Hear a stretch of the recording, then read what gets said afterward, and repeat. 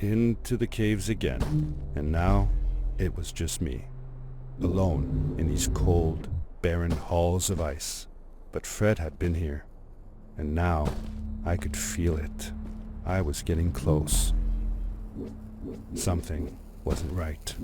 The grapple device's energy beam was somehow reflected off of the ice, and I couldn't get a grip. I had to look for areas where the ice was not so thick. This was going to be a challenge.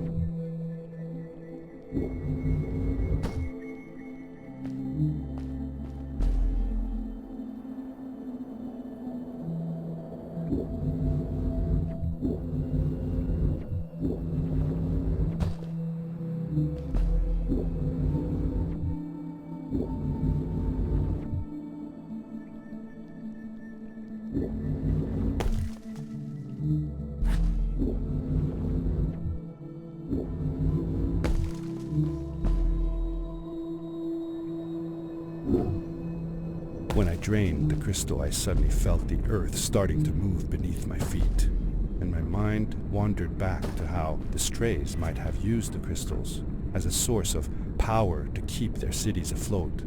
I decided it was best to hurry back the way I came before this whole room came apart.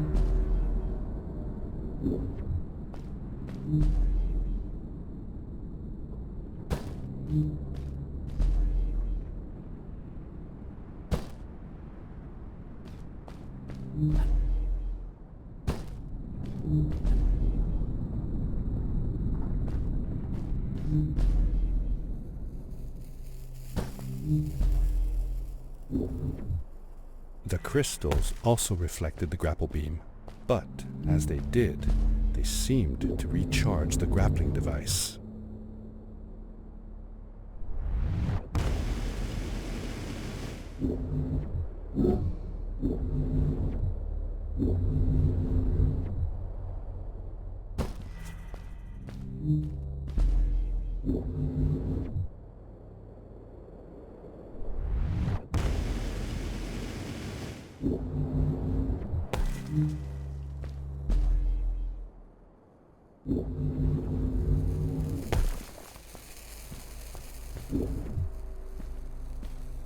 Those floating stones, What were they? I'm not sure. If only Maddie had come with me, maybe she could have translated the scripture on them. But Dad, didn't you learn some of their letters? Well, I had realized that each one of their letters represented one of ours. Maybe I could remember the writings that Maddie read to me in the chasms.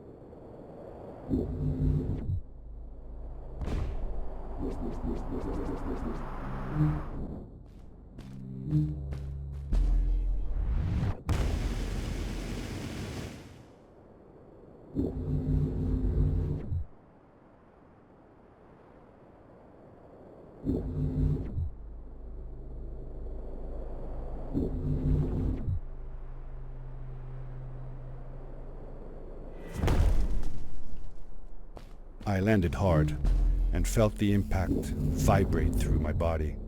The suit had protected me, but it was in bad shape. The rocket boots were worst off. The crash had ruined the functionality completely. I knew that if I stayed here to fix them, I would probably freeze to death. I had no other choice than to press on.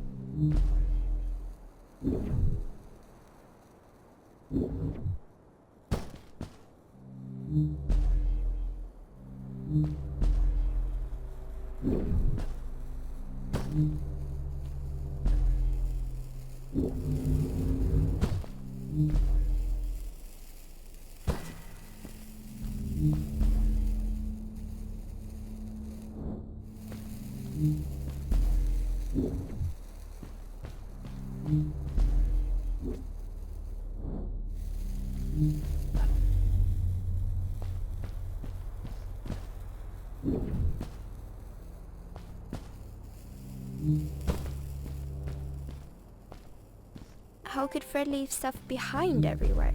How much was he carrying? As I remember it, Fred wasn't that good at keeping track of all his things, like you. Hey, it's not like you're any better. Sorry. Anyway, Fred counted on losing a few things on each of his journeys. He always brought more stuff than he needed. For a paddling trip we had, he brought so many life jackets, we could barely fit ourselves in the canoes. Isn't it hard to lose track of a life jacket if you're wearing it? Good point. I guess he didn't really think of that.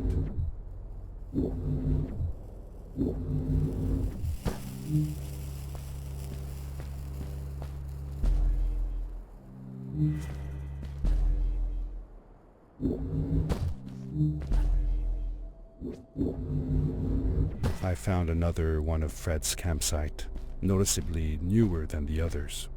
The fire was still smoldering, and I could faintly pick up the smell of the aftershave he always used. I was closing in on him. I could feel it.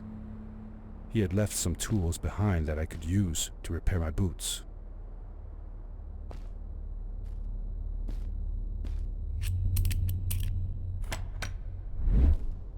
That should do it.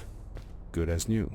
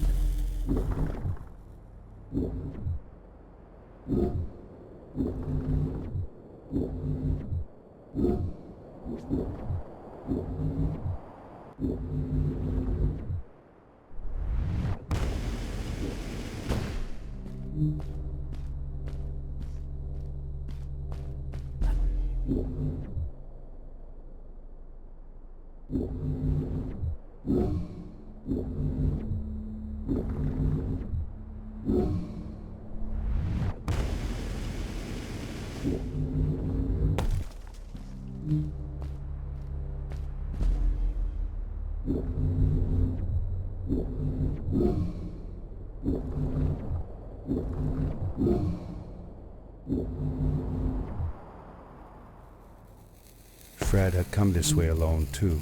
I took some comfort in knowing that whatever problems I faced now, Fred would have faced them too, and beaten them.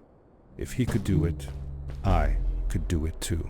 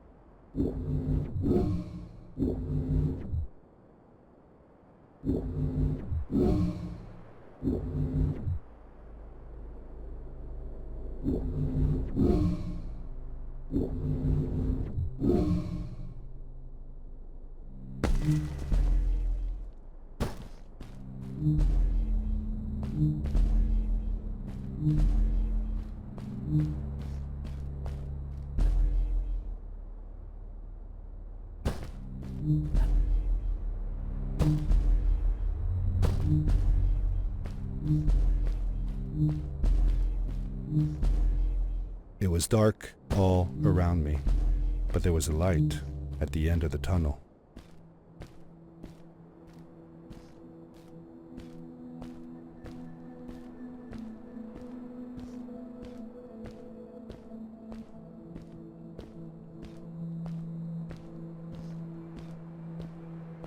Hello? Nephew? Uncle Fred, I finally found him. My little boy. I'm glad to see you. And you're wearing the suit I made you. But how can you be here? I said that I found the suit in his workshop and that I came looking for him. I'm sorry for being away for so long. But I've been busy down here, you see. The frog people. That was an experiment of mine. Do you remember the eggs I found before? I sent them here by accident, and I had to follow. By the time I got here, they were already growing. These caves were empty before, but my experiment has made them full of life. I've conducted research on them and documented everything about them. And I built a new crystal-powered pad to be able to get back to my colleagues, show them how fantastic this all is. I interrupted Fred and told him about Maddie, how we came all the way to Starhaven together, and that I had promised to ask him if he would go see her there. Madeline. My little Maddie. I should have taken her to see Starhaven long ago. She was always so curious about the strays. Well, I left her. I wanted to protect her. Or rather, protect myself from losing her. I've changed my mind. I'm not going home. What does research or praise matter when I can be here with these creatures? They need me. And it's just as well. I don't trust this pad for more than one ride anyway. You need that ride. I didn't want to go home, and I asked if I could stay with him and Maddie instead. I'm sorry, nephew. As much as I enjoy having you here, you must go home. Explore the world on your own. Have your own adventures. I reluctantly agreed to go home.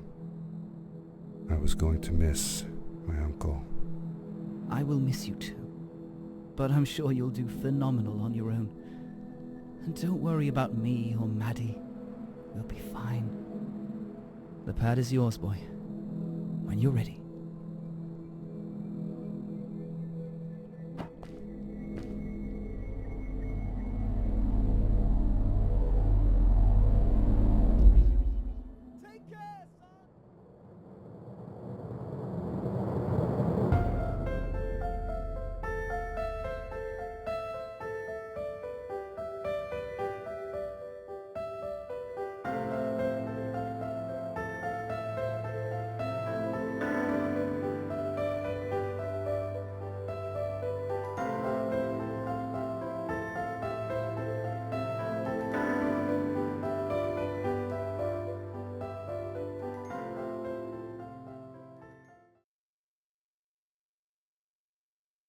The end.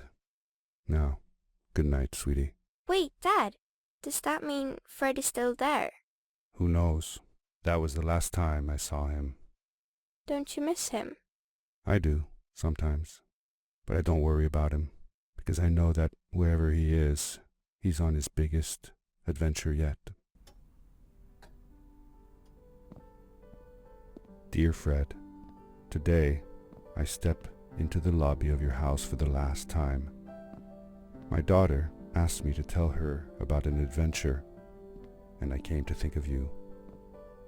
Your house looks just like my mother and I left it years ago. After you'd gone, I was sure she was going to throw out all your stuff, but she just cleaned up. We made you a small memorial.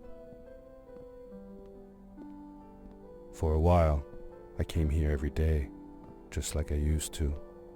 Sometimes I could even faintly hear your voice calling from the observatory, asking me to get you this tool or that. I never told my mother about that day. I don't think she would have believed me. Can I believe it? After all these years.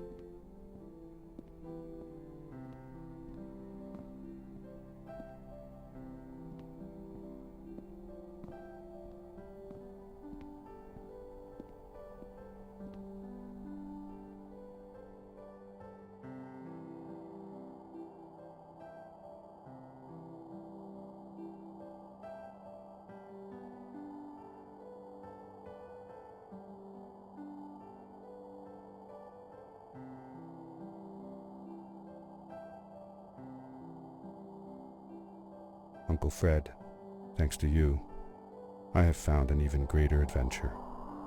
Thank you. Love, your nephew.